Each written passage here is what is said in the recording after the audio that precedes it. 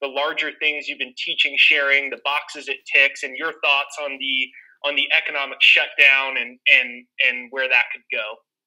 Well, it's not about where it could go. Where it would go is worse than it is now. But where it is now, the world will never be the same again. And how many suicides do they think there's going to be? Yeah. With people who have seen no point in continuing because everything they've worked for is gone. Eh? And who do you think's going to start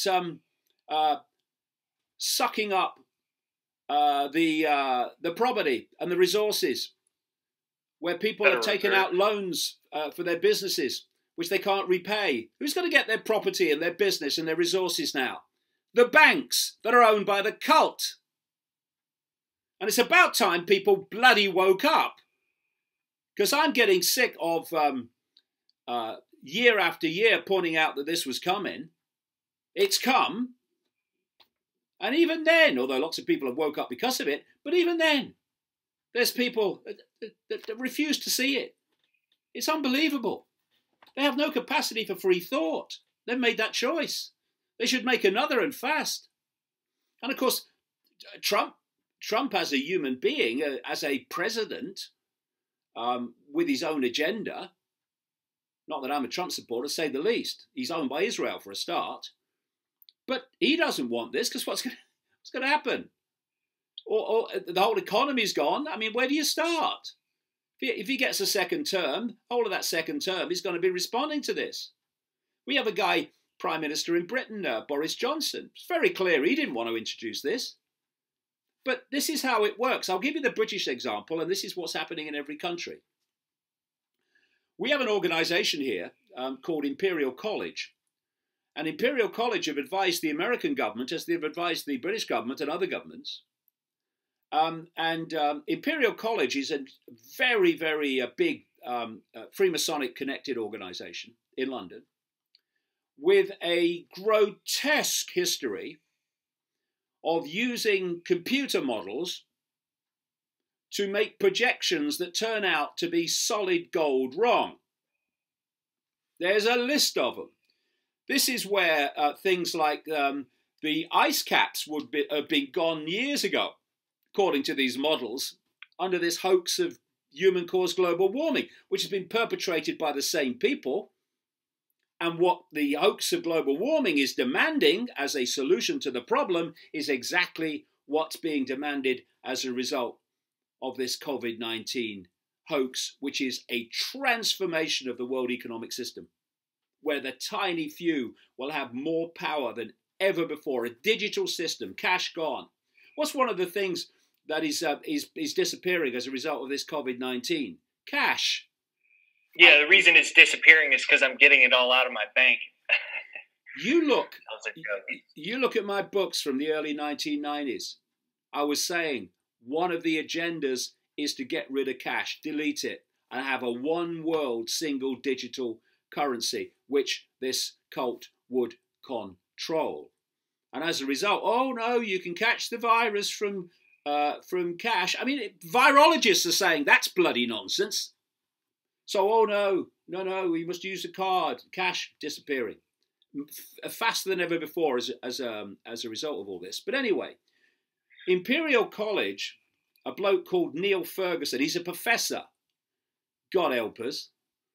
He produced a computer model. Oh, I've worked it out. Now, what is a computer model? It gives you out as a result what is based on the data you put in. So if you want an out, you got to control the in. Very simple. And if someone had have come along advising the government on this virus, alleged, and they say, well, I've had a computer model, and it says it's not really a big problem. How long do you think they'd have been advising the government? Like another 25 seconds, maybe? So this Neil Ferguson comes along, and he says, actually, my computer models say that up to 500,000 British people could die from this virus. Well over 1 million. There's one figure I saw, 2.2 million could die in America as a result of this virus. He's now reeled it all back to less than 20,000. But what happened? Boris Johnson, the Prime Minister, hears this. He doesn't want to crash the economy. He's got to spend the rest of his time in office dealing with it. But he's told that between 250,000 British people could die from this virus.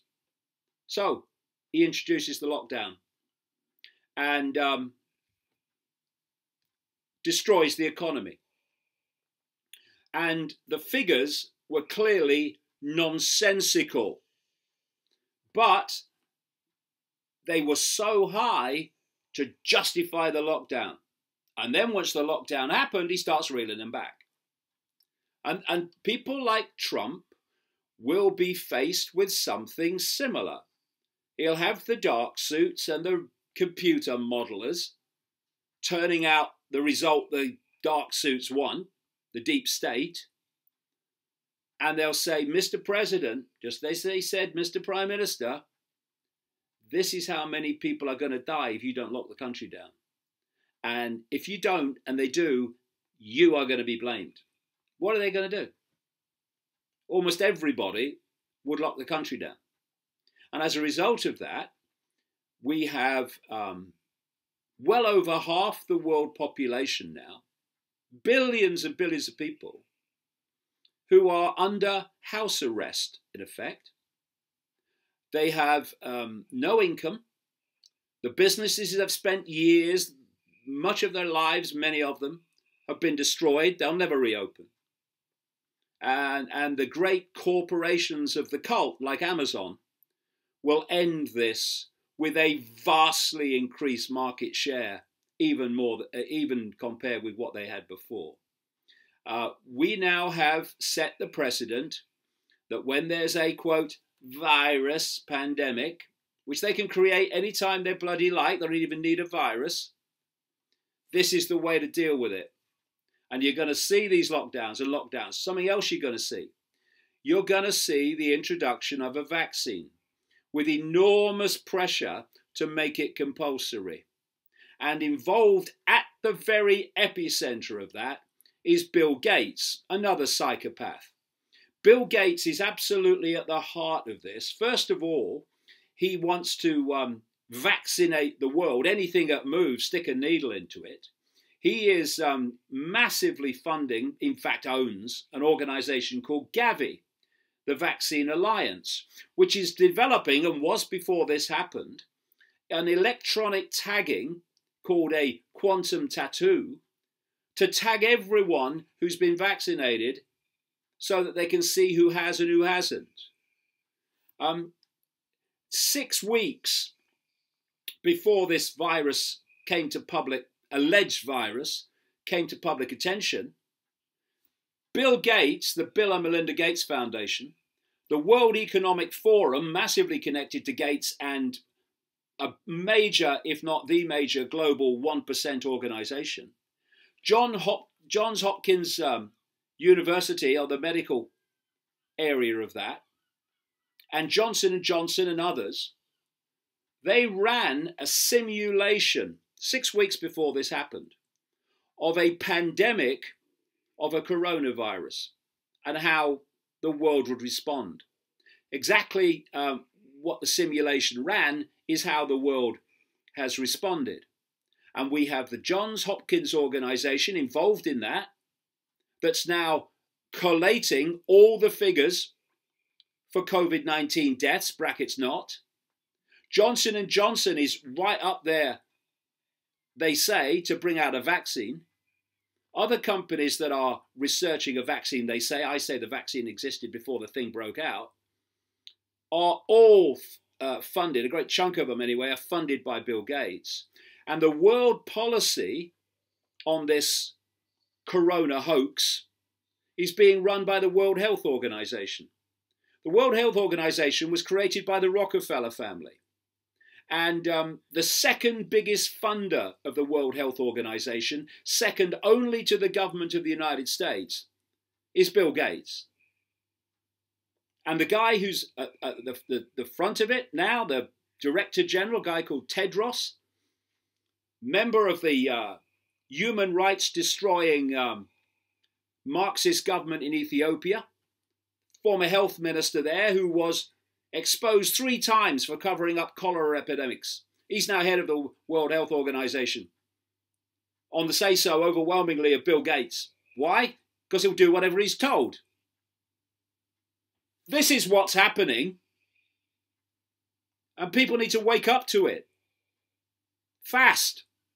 Well, they still have something to wake up to. I'm sorry, but the idea that the multi-billionaire Bill Gates, whose father was a supporter of eugenics,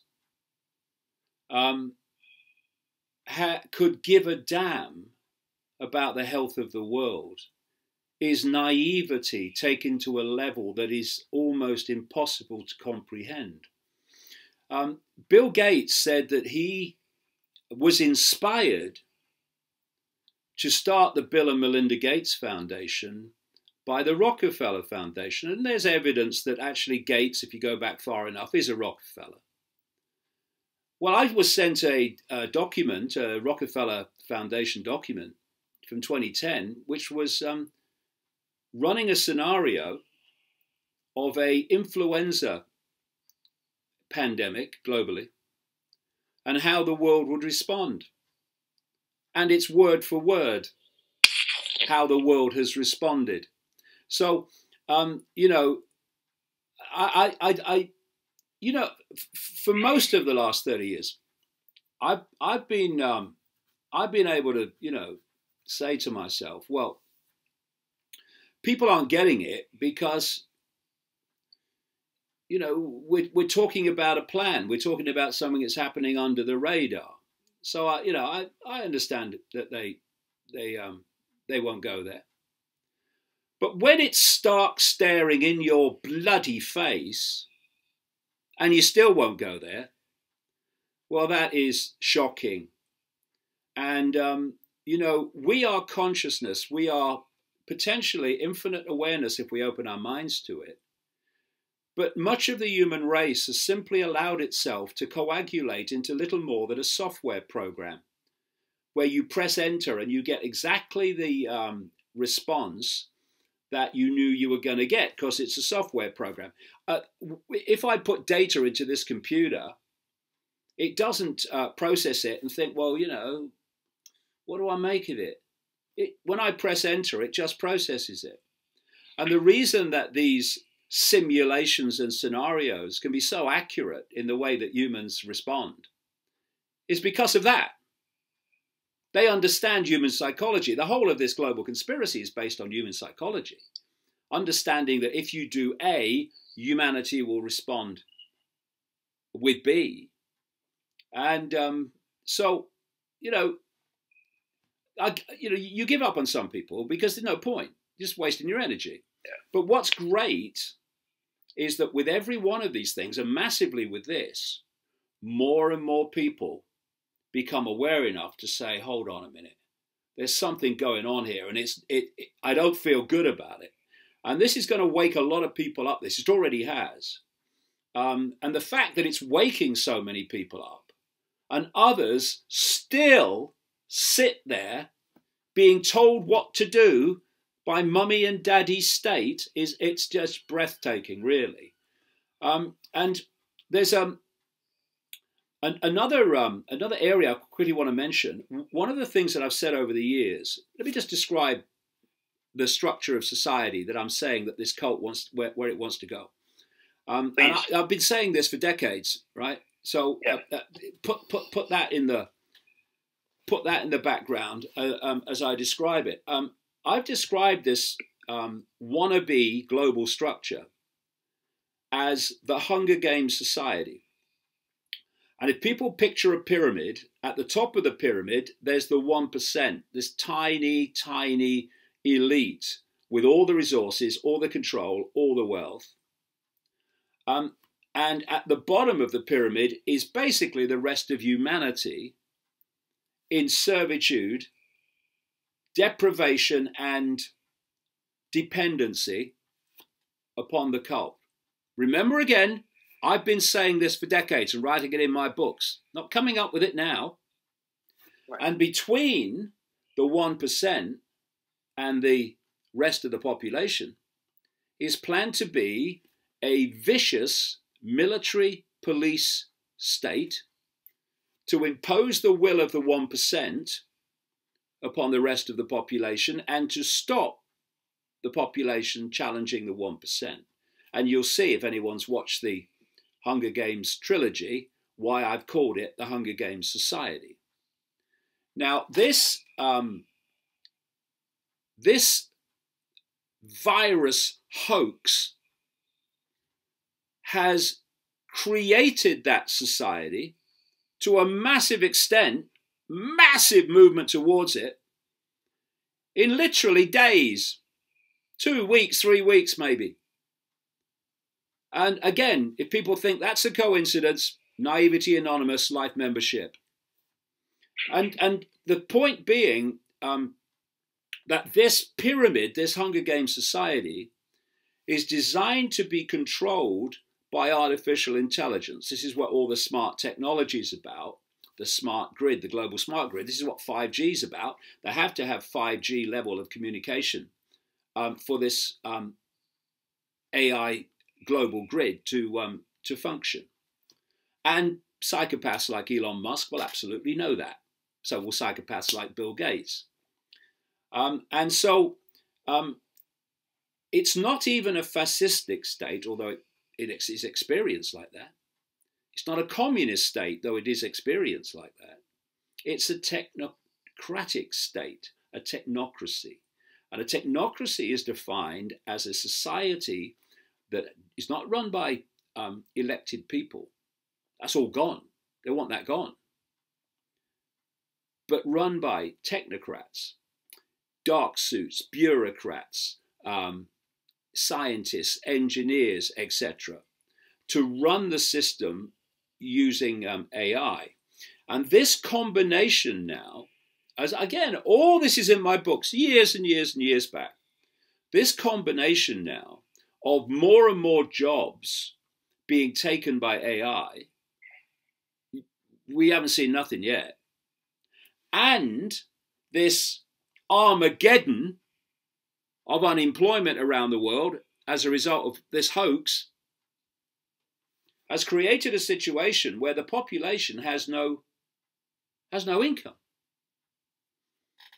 And something I've been writing about for years is that what was meant to happen is now happening in this Hunger Games society, is that the population is given a, quote, guaranteed income, which is a pittance, by the state, the 1%, the technocracy. But in the Hunger Games society, it comes at a price, even that pittance. You'll only get it if you behave the way we say you should behave. And if you don't, you won't. And by the way, if you say, well, stuff it then, how are you going to earn a living? No jobs. And another thing I've been saying for decades is that the blueprint for this global Hunger Games society is China. See, China has lived in a vicious dictatorship, and it's not had to even start to pay lip service to the illusion of freedom and democracy. So instead of having to manipulate and put this society into place over a period, China has just said, this is what's happening, this is what we're doing. So China's a technocracy now. Chinese cities have millions of face recognition cameras, and people are tracked in real time 24/7. They can find them in minutes anywhere. I've seen documentaries where they've tested the system, put someone out on the street, found them in minutes. And they run this system in China called the social credit system. And what this means is, as you are tracked by AI and your behavior recorded and registered, you get social credits for behaving the way the system wants, and you get social credits taken away for doing the other. And once you get to a certain level of losing credits, then consequences kick in. And as I've said in my last book, millions, many millions of Chinese, as a result of this, have been banned from flying and even banned from trains. Now, this guaranteed income is designed to work in exactly the same way. And what they've now started to do, of course, is hand pittance money out to the people, because this 2 trillion bailout, you don't think that's going to go to the people of America, do you? It's going to go to the frickin' corporations and the cult corporations, like it all did after 2008. Same bloody thing. You know, there's an organization in America, very, very largely funded, massively funded, called the Anti-Defamation League, the ADL, which is an Israeli organization that uses the label of anti-Semitism to stop any legitimate criticism of Israel. The leader, the head of the ADL, has actually come out and said they should have bailout money as a result of this. So the people ain't going to get it. They'll get a pittance.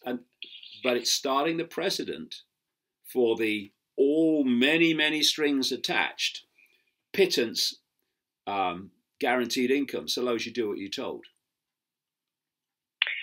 Yeah, I think that's one of the parts that many, many, many weeks ago, I said to my wife that what's going to happen is they're going to give most of the money away to corporations. Corporate income will go down, corporate earnings will go down, but the stocks will eventually go back up. You know, I think like $500 billion is to recapitalize the Fed, you know, and since they're a bank, they can turn that $500 billion into a lot more than that.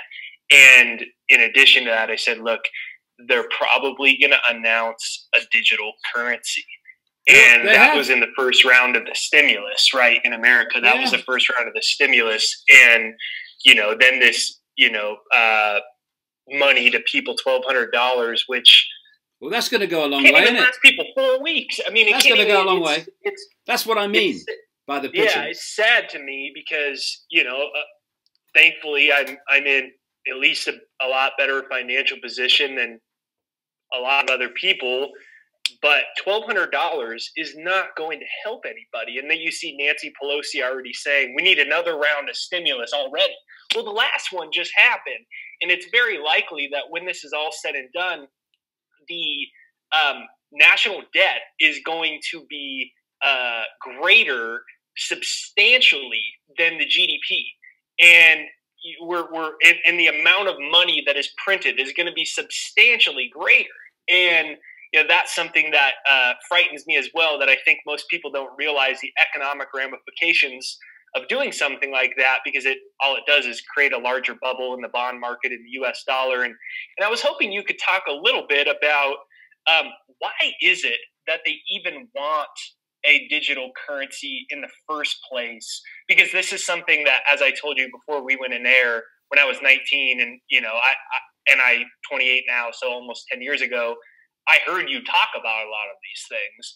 And so that was how I was able, and I told my mom the same thing. I said, Mom, this is going to collapse the economy and they're going to insert a digital currency. And it was in the first round of the stimulus. Yeah. Why do they want that? And can you talk a little bit more about that macro view?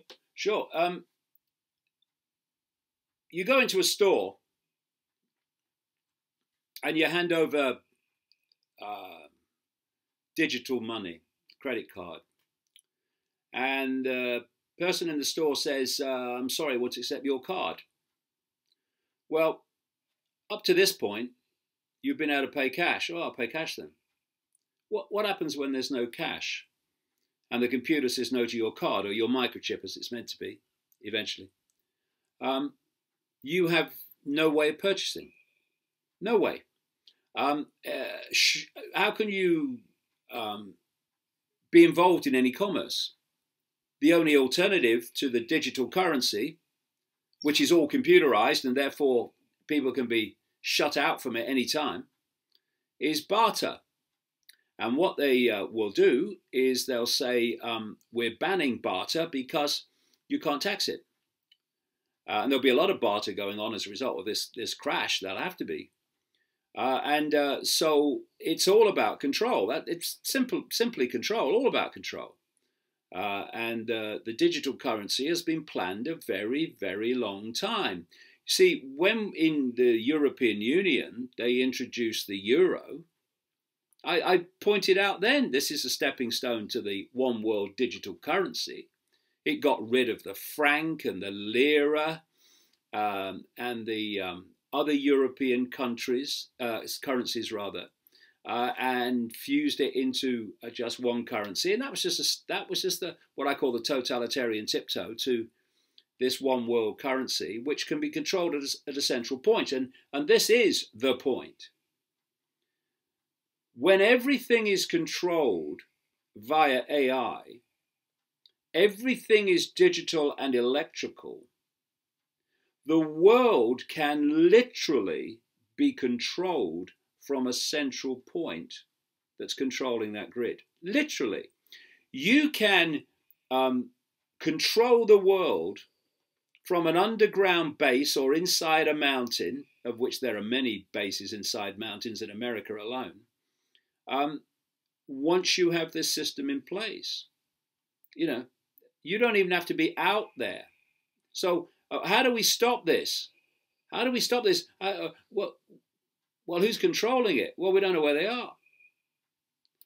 You know, and it's been creeping up and creeping up and creeping up. And I've been pointing it out year after year, month after month, to the sound often, especially in the earlier days, to enormous buffooning laughter. And here we are sitting,